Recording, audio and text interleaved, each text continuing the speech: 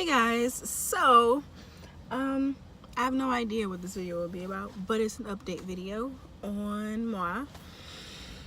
Oh man, I have been learning so much, like about myself, about business in general, about website building, about the process of healing from a psychological, holistic standpoint.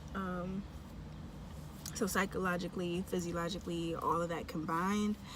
And yeah, just a lot. So I won't necessarily say that I'm overwhelmed, but I have a lot to do all the time. And I made plenty of videos about procrastination and that type of stuff. I will say that I get why people don't get started. I seriously do. I totally understand why people don't get started, because it's like, it's so much to do, it's so much to learn. Nothing ever really turns out the way you planned it to at first, which is like a gift and a curse, right? Because the gift is you learn through it and you grow through it, and eventually you'll have it down packed. The curse is that, it's in our human nature to not want to fail, and that forces you to fail quite often. So that's a thing. What else? Learning people skills and like more about dating. And I'm also, it's really interesting because pursuing my business has forced me to be in a situation of like having different types of friends. And I'm mainly one for like having one or two friends I'm really close to, and then like a lot of acquaintances that sometimes they pop in and we're closer, but most of the time it's just only a couple people that I'll talk to frequently, right? But now, regardless of the frequency, I'm observing that I am the type of person to base what I want out of a relationship or need out of a relationship kind of on who the person is, as opposed to a general expectation. And I've had to really become that way because I realize that people can genuinely love you and not be able to love you the way you love yourself. And it was just like painful, constantly going through the suffering of disappointment of people, not meeting my expectations or what I would do for them or what I would do for me. And I just kind of naturally fall into, okay, this is who so-and-so is, this is what we have in common, and this is what I expect. And sometimes it gets a little weird because what I would prefer to have happen, my preference, my needs aren't necessarily being met, and that's a conversation both within myself first and then with them if I need them to adjust, because a lot of times it's just about my expectations adjusting or the role I play in that relationship adjusting, right? So I might need to pull back, fully release them, or just shift my mindset on certain things. And I was in this really cool event yesterday. I really enjoyed it. And the people there, I felt that based on something I had recently gone through, my other friends weren't my true friends. And I've been processing that, like, were they not? And the conclusion I've come to is that it's not that they aren't my friends, it's just that what they bring to the table is different from this other group. This other group is more so like holistic friends than not, right? Whereas the original group is just like a dope bond. But we don't do as much together all across, right? So that was interesting. I guess it teaches me that I've grown a lot. And that's always beneficial. I can hear my therapist now talking about perfectionism and being hard on people and and I can hear myself saying honor yourself, right? And I think it is honoring yourself as long as you're not sacrificing what you're really needing and putting yourself in a risky situation.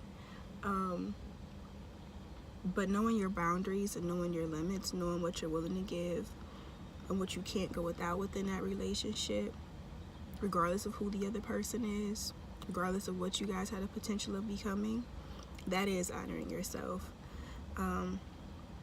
But no, I don't have set expectations for everybody. I think I have expectations based on the type of friendship I will have with someone and where they're at as a person. And that also determines my level of investment and availability. So, it's a 50-50 thing. And that's how I'm rocking with it. Like, there are some people that absolutely I can't be friends with them because of how their life is set up and how they think and how they function. And there are people that I just can't be quite as close to, or I have to be acquaintances with and not really take it too much further than that. So that's cool. Business wise, I'm just trying my best to take it as it goes, to do things within my time frame, but to also not freak myself out and be too hard on myself. So it's this constant balance of accountability and compassion. Is resting better, is allowing myself to reflect and really come into fruition better, because I'm a creative, right? A lot of what I'm doing is programs, is curriculum building. Yes, it involves studying and research, just like your artistry involves studying and research, but at the end of the day, you're creative. You're creating a work, right? You're creating a program. So I can't force that process all the time. But I have to hold myself accountable to doing something to progress towards it. I can't just completely check out of it, And so that's the accountability piece. And the compassion piece is allowing it to flow. But accountability means put yourself in the environment, in the headspace, in the situation for it to flow, for it to come. Right now, that looks like we're reading a book about the stages of healing. And as things come up, taking note, writing it down or highlighting it. Because it is informing my process as a coach. I have this action plan of, number 1, read the book I'm reading. Number 2, finalize the main curriculums I really want to have. And I think the book will help me discern which ones can wait and which ones have to move now. Number 2, define my packages and my rates. Number 3, set up my website for folks to be able to register for consultations, access information on the programs, access information on my wellness sister circle, So I have all that information out there, and also the tools for them to access me and make payments. And then finally push, promote it, constantly put up videos as I hammer down my programs and the curriculums I've developed, and I will share with folks, talk about them, so these videos won't be so broad anymore. It'll be way more motivational and insightful tips type of videos after this, but I have to get through it, and I'm in the thick of it, and I'm being patient with myself, because that's the best thing I can freaking do. Because I don't need to be having breakdowns over doing what I'm called to do. I have it. I'm doing it. I'm okay. I'm okay, right? I'm okay. And I'm growing as I go, right? This weekend was all about growth. It was all about connecting and being present and being 26, but also a lot of lessons learned. And the fact that I can come out of a fun weekend and say that tells me that I'm on the right page. The fact that I have a lot on my plate, but I just broke it down so simply, although it's like 1,000 steps in between, I'm on the right page. And honestly, once I'm at the point where once I have this stuff together, it's together. From that point forward, I'm just updating and renewing and revising. But to me, the hardest part is creation, is having things come out and put it into fruition. But once it's there, it's like a solid foundation I can build on later, or presently, whatever. So if you are on an entrepreneurship journey, if you are trying to change habits, if you are just trying to get through life right now, be encouraged. Be freaking encouraged. If you're struggling with mental health and you can't even begin to think about your purpose because you're just trying to survive what you're suffering through, be encouraged. If you're trying to figure out what the problem is and why you keep ending up in the same place, be encouraged.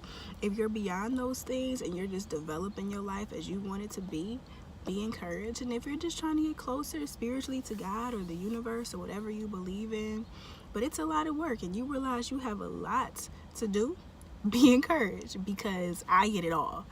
And they're all interrelated, body, mind, and spirit. But at the end of the day, Your best is good enough. And that's what I'm telling myself. That's what I'm practicing for myself. I'm sure a few months from now, a few years from now, I'll believe it even more than I believe it now, right? Fake it till you make it with that one. But it truly is good enough, especially when you get a chance to step back and see, you know, your progress, as I've just pointed out in this video, some of mine. Okay, bye.